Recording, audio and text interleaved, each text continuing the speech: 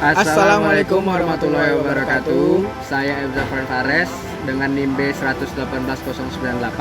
Dan saya John Zubil dengan NIM B118099. Pada video kali ini kami akan membahas tentang hukum laut internasional dengan materi perairan pedalaman. Video kali ini dibuat untuk memenuhi tugas tengah semester yang diampu oleh Bapak Akbar Kurnia Putra SHMH.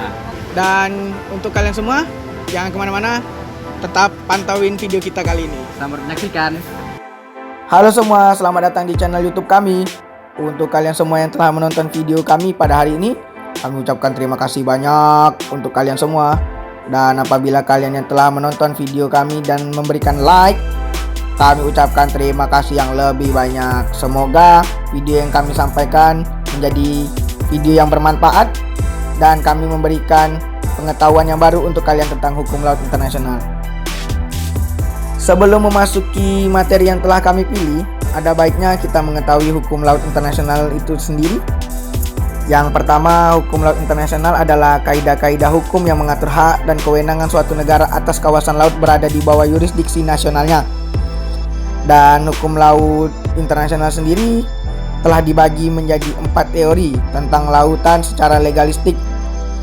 Yang pertama adalah perairan pedalaman, laut teritorial, zona tambahan, laut lepas. Dan pada kali ini kami membahas materi tentang perairan pedalaman. Jadi saya bersama tim saya yaitu Fares telah memilih perairan pedalaman sebagai materi yang akan kami pilih. Perairan pedalaman. Perairan pedalaman pun diatur dalam pasal 8 ayat 1 UNCLOS yang disebutkan bahwa yang dinamakan perairan pedalaman adalah perairan pada sisi darat garis pangkal laut teritorial. Pasal tersebut selengkapnya berbunyi, perairan pada sisi darat garis pangkal laut teritorial merupakan bagian perairan pedalaman negara tersebut. Sedangkan dalam pasal 3 ayat 4 Undang-Undang Nomor 6 Tahun 1996 tentang perairan Indonesia disebutkan bahwa perairan pedalaman Indonesia adalah semua perairan yang terletak pada sisi darat dari garis air rendah dari pantai-pantai Indonesia, termasuk ke dalamnya semua bagian dari perairan yang terletak pada sisi darat dari suatu garis penutup sebagaimana dimaksud dalam pasal 7. Perairan pedalaman Indonesia terdiri atas laut pedalaman dan perairan darat. Selanjutnya, laut pedalaman menurut pengertian undang-undang ini adalah bagian laut yang terletak pada sisi darat dari garis penutup pada sisi laut dan garis air rendah. Sedangkan perairan darat adalah segala perairan yang terletak pada sisi darat dari garis air rendah. Kecuali mulut sungai, perairan darat adalah segala perairan yang terletak pada sisi darat dari garis penutup mulut sungai. Selanjutnya adalah perincian dari perairan Indonesia berdasarkan ketentuan-ketentuan dari Undang-Undang Nomor 4 PRP tahun 1960 yang sekarang adalah Undang-Undang Nomor 6 tahun 1996. Hukum laut secara tradisional mengadakan pembagian laut atas laut lepas, laut wilayah, dan perairan pedalaman. Mengenai hak lintas damai di laut wilayah, tidak ada persoalan karena telah merupakan suatu ketentuan yang telah diterima dan dijamin oleh hukum internasional. Di laut wilayah perairan Indonesia, kapal semua negara baik berpantai atau tidak berpantai menikmati hak lintas damai melalui laut teritorial. Selanjutnya, Indonesia membedakan perairan pedalaman, yaitu yang pertama adalah perairan pedalaman yang sebelum berlakunya Undang-Undang Nomor 4 PRP tahun 1960 merupakan laut wilayah atau laut bebas. Perairan pedalaman ini disebut laut pedalaman atau internal seas.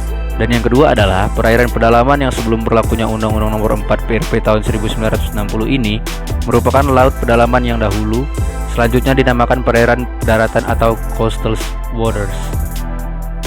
Di laut pedalaman ini, pemerintah Indonesia menjamin hak lintas damai kapal asing. Sebagaimana kita ketahui, laut pedalaman ini dulunya adalah bagian-bagian laut lepas atau laut wilayah dan sudah sewajarnya kita berikan hak lintas damai kepada kapal-kapal asing. Ketentuan yang juga dinyatakan oleh Konvensi Jenewa dan yang ditegaskan pula oleh pasal 8 Konvensi 1982. Di perairan daratan tidak ada hak lintas damai.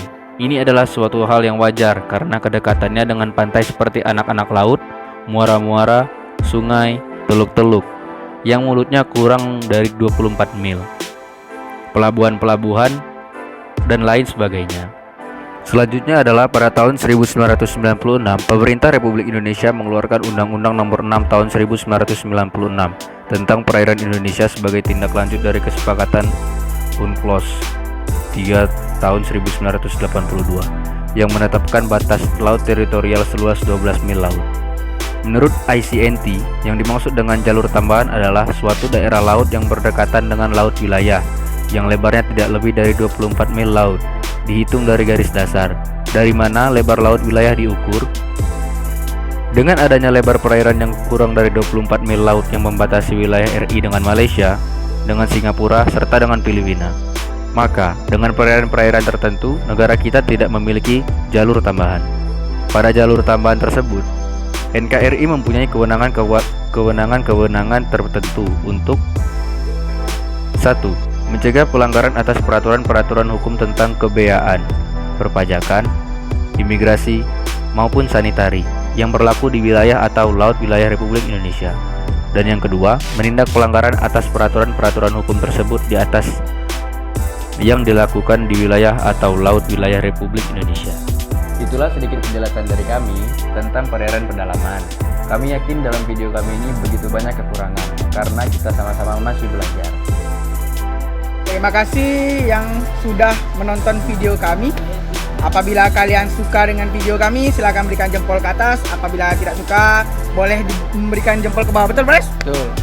Dan kalau ada tambahan, silakan tulis di kolom komentar. Terima kasih. Terima kasih.